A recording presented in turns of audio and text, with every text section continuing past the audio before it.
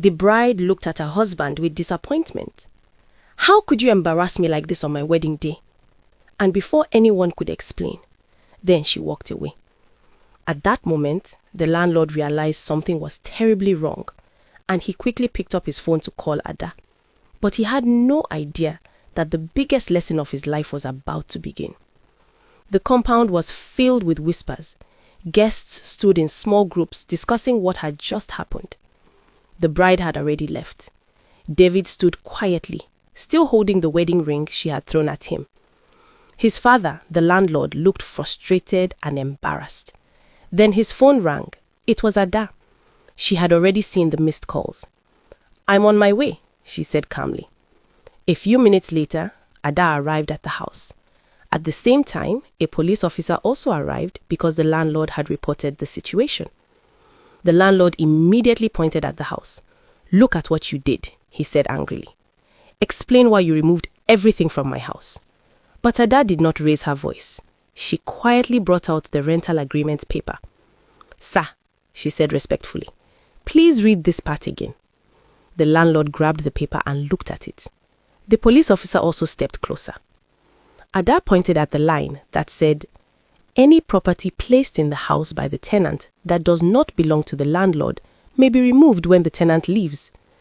Below that sentence was the landlord's signature. The police officer read it carefully and nodded. "She followed the agreement," he said. The landlord suddenly became quiet. For a moment, nobody spoke. Then one of the neighbors who had been watching said softly, "But Ada paid for 3 years and she did not even stay up to that time." Some guests began murmuring again. "Yes, that is true. She still had time left." The police officer turned to the landlord. "Is that correct?" The landlord slowly nodded.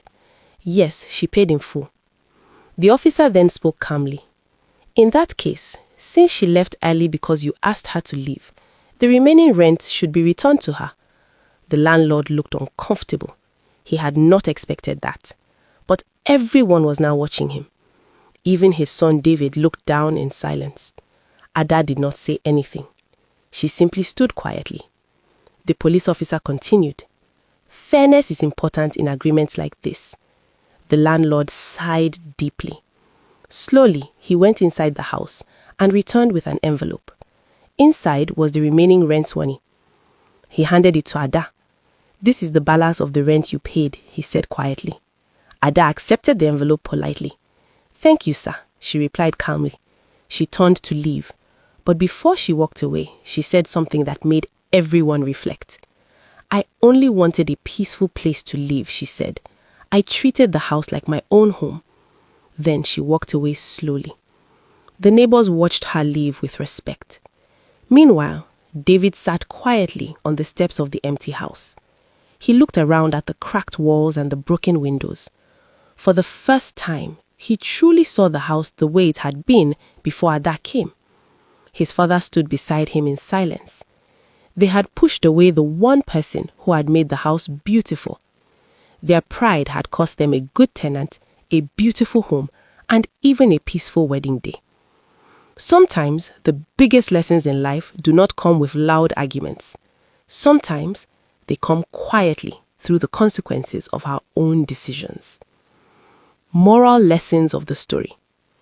Always treat people fairly, especially those who improve what belongs to you. Greed and pride can make people lose valuable opportunities. Agreements should be respected by both sides. Kindness and patience often win in the end. When people act wisely and calmly, justice can speak for itself. Thanks for watching. Please like, share, comment, and follow for more stories.